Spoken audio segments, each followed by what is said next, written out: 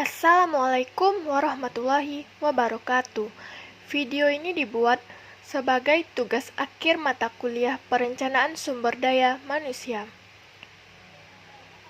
Perkenalkan, saya Futi Rahmadani sebagai moderator dan rekan-rekan anggota saya yang bernama Anggi Nilamsari, Vanisha Ilagustia, dan Sofia Andini Putri. Judul tugas akhir kami ialah pengembangan sistem informasi sumber daya manusia berbasis teknologi informasi untuk meningkatkan perencanaan SDM di Universitas Rahmatan lil Alamin. Bab 1 yang akan dijelaskan oleh Anggi. Kepada Anggi, kita persilahkan. Baiklah, terima kasih kepada moderator. Saya akan melanjutkan menjelaskan pada bab 1, yaitu yang pertama latar belakang masalah. Yang dimana di sini kita mengangkat masalahnya, yaitu pada Universitas Rahmatan lil Alamin merupakan salah satu perguruan tinggi swasta di Indonesia yang memiliki visi yaitu menjadi universitas berstandar internasional berbasis teknologi informasi tahun 2025. Dalam menjalankan tridrama perguruan tinggi, URL telah memanfaatkan teknologi informasi seperti sistem informasi akademik baik secara offline maupun online. Namun, URL belum memanfaatkan teknologi informasi untuk mengolah data SDM dan penunjang lainnya sehingga belum dapat terintegrasi dengan baik. Selanjutnya tujuan dari pengembangan sistem informasi sumber daya manusia di URL adalah untuk meningkatkan efisiensi dan efektivitas pengelolaan data SDM dan penunjang lainnya. Yang kedua, meningkatkan kualitas pengambilan keputusan yang terkait dengan SDM. Yang ketiga, meningkatkan layanan kepada dosen, karyawan, dan pimpinan. Yang poin 3 yaitu ruang lingkup. Yang dimana di sini terdapat 2 poin. Pertama, pengelolaan data SDM meliputi data pribadi, data pendidikan, data pelatihan, data penelitian, data pengabdian, data mutasi, data cuti, dan data lainnya. Poin kedua, pengelolaan data tridrama perguruan tinggi meliputi data pendidikan, pengajaran, penelitian, pengabdian, dan unsur penunjang. Terima kasih kepada Anggi Nilamsari. Selanjutnya, bab 2 yang akan saya jelaskan. Bab 2, Perencanaan. 2.1, Pembentukan dan pembagian tugas tim pengembangan.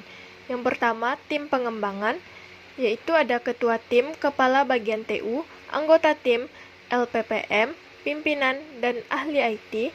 Yang kedua, tugas dan tanggung jawab masing-masing anggota tim. Ketua tim memimpin dan mengkoordinasikan kegiatan pengembangan high-risk, memastikan bahwa high-risk sesuai dengan kebutuhan pengguna. Anggota tim menyiapkan kebutuhan sistem, melakukan analisis dan desain sistem, membangun dan menguji sistem. 2.2, Identifikasi masalah. Yang pertama, pengelolaan data SDM dan penunjang lainnya masih dilakukan secara manual. Yang kedua, data SDM dan penunjang lainnya tidak terintegrasi. 2.3, Mendefinisikan tujuan dan ruang lingkup pengembangan. Tujuan dari pengembangan high risk adalah untuk meningkatkan efisiensi dan efektivitas pengelolaan data SDM dan penunjang lainnya. Ruang lingkup pengembangan high risk. Yang pertama, pengelolaan data SDM meliputi data pribadi, data pendidikan, data pelatihan, data penelitian, data pengabdian, data mutasi, data cuti, dan lainnya. Yang kedua, pengelolaan data tridharma perguruan tinggi meliputi data pendidikan, pengajaran, penelitian, pengabdian, dan unsur penunjang. Selanjutnya, bab 3 yang akan dijelaskan oleh Sofia Andini Putri. Kepada Sofia, dipersilahkan. Pada bagian analis 3.1, analis masalah dan risiko sistem yang sedang berjalan. Berdasarkan hasil analis, berikut adalah masalah dan risiko sistem yang sedang berjalan di URN. Pada poin A, analisis masalah, terdapat beberapa masalah yang dapat muncul dalam pengembangan sistem informasi sumber daya manusia di Universitas Rahmatan lil Alamin. Salah satunya adalah ketidaksesuaian antara fungsionalitas sistem yang dikembangkan dan kebutuhan sebenarnya dari pengguna. mungkin disebabkan oleh kurangnya pemahaman yang mendatang tentang kebutuhan pengguna. Pada poin B, risiko. Risiko keamanan informasi melibatkan potensi ancaman seperti akses yang tidak sah, pencurian data, atau kerentanan keamanan pada sistem. Pada bagian 3.2, analisis kebutuhan sistem. Berdasarkan analis masalah dari risiko yang ada, solusi yang ditawarkan adalah dengan mengembangkan sistem informasi sumber daya manusia yang terintegrasi. High risk yang terintegrasi akan dapat mengatasi masalah yang ada, yaitu A. Meningkatkan efisiensi dan efektivitas pengelolaan data, SDM, dan penunjang lainnya. B. Meningkatkan kualitas pengambilan keputusan yang terkait dengan SDM. C. Meningkatkan layanan kepada dosen, karyawan, dan pimpinan. 3.3 Analisis user. Pada bagian 3.3.1, pengelola sistem informasi sumber daya manusia. Aktor ini bertanggung jawab dalam mengelola dan menjalankan sistem administrasi SDM mulai dari perekrutan dan penerimaan, pendidikan dan pelatihan, manajemen data hingga pemberhentian dan administrasi tunjangan. Poin 3.3.2 Tim pengembang. Tim pengembang terdiri dari para ahli teknologi informasi yang bertugas merancang, mengembangkan, dan mengimplementasikan sistem informasi sumber daya manusia berbasis teknologi informasi di Universitas Rahmatan lil Alamin. Pada poin 3.3.3 Pengguna sistem. Pengguna sistem adalah para staf dan manajer di Universitas Rahmatan lil Alamin yang akan menggunakan sistem informasi sumber daya manusia untuk melakukan berbagai tugas terkait perencanaan SDM seperti pengelolaan data karyawan, rekrutmen, pelatihan, dan evaluasi kinerja. Pada poin 3.3.4 Manajemen universitas. Manajemen universitas memiliki peran penting dalam pengembangan sistem informasi sumber daya manusia. Mereka memberikan arahan dan dukungan untuk pengembangan sistem ini, serta memastikan bahwa sistem tersebut sesuai dengan kebutuhan dan tunjangan perencanaan SDM di Universitas Rahmatan lil Alamin. Poin 3.4 Analisis teknologi. 3.4.1 Kebutuhan hardware. Yang pertama itu ada jumlah penggunaan sistem, yang kedua ada kapasitas penyimpanan, yang ketiga ada koneksi jaringan. Poin 3.4.2 Kebutuhan software. Yang pertama ada fungsionalitas, yang kedua ada keamanan, yang ketiga ada integrasi. Perancangan. 4.1 Rancangan sistem baru. Konteks diagram. Pada bagian konteks diagram dapat dilihat pada gambar. Terima kasih kepada Sofia. Selanjutnya penjelasan mengenai use case diagram yang akan dijelaskan oleh Fani Syahila. Kepada Fani dipersilahkan. Use case diagram bisa dilihat seperti yang ada pada layar. Selanjutnya penjelasan mengenai kelas diagram. Pada kelas diagram kami memiliki 10 kelas, yaitu universitas, database, personalia, pelamar, pemimpin, status kerja, cuti, dosen, karyawan, laporan kerja, dan personalia. Selanjutnya penjelasan desain file yang akan dijelaskan oleh Anggi. Kepada Anggi dipersilahkan. Baiklah, saya akan melanjutkan yaitu bagian rancangan file, yang dimana di sini terdapat pada poin 1 yaitu tampilan rancangan file.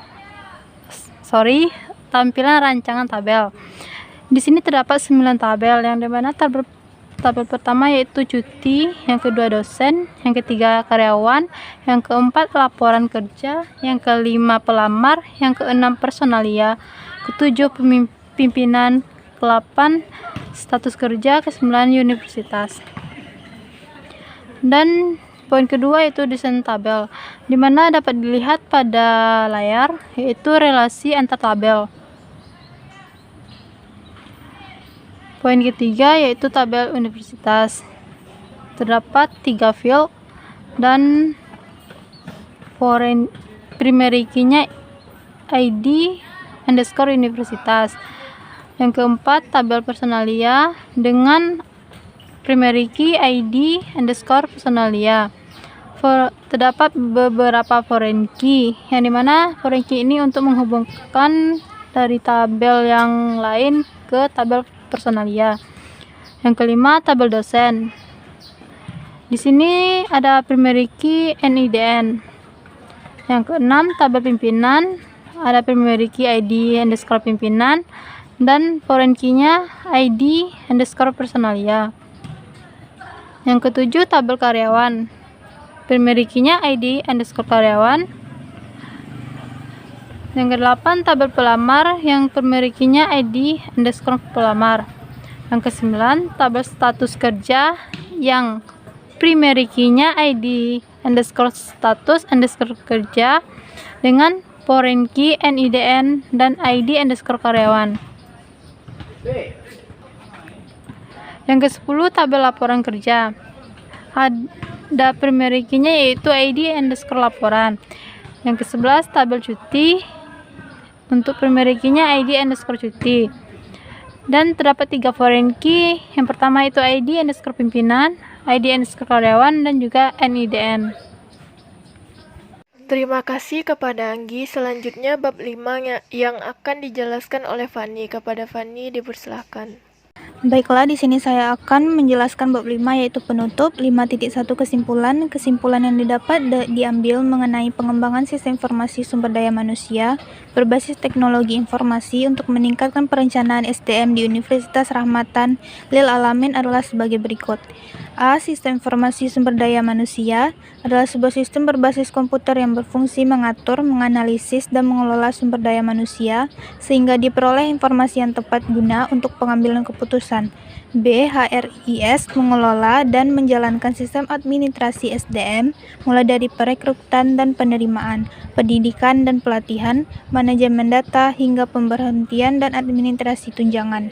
C. Dalam penerapannya terdapat model HRIS yang meliputi subsistem input, yaitu SIA, penelitian SDM, dan intelijen SDM, serta outputnya subsistem perencanaan kerja, perekrutan, manajemen angkatan kerja, tunjangan, benefit, dan pelapor lingkungan.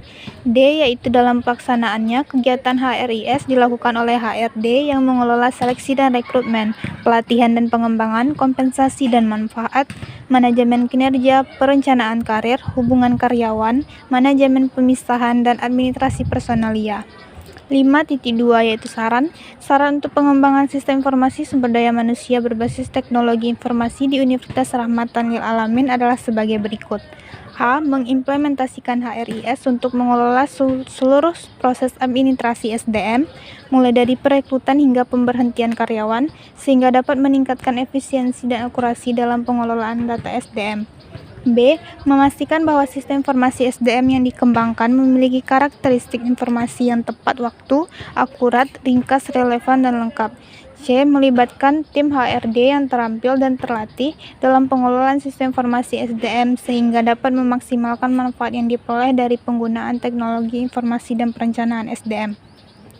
Sekian dari saya, terima kasih. Terima kasih kepada Fani. Selanjutnya penampilan daftar pustaka beserta lampiran. Sekian presentasi dari kami. Atas kata-kata yang salah mohon dimaafkan. Assalamualaikum warahmatullahi wabarakatuh.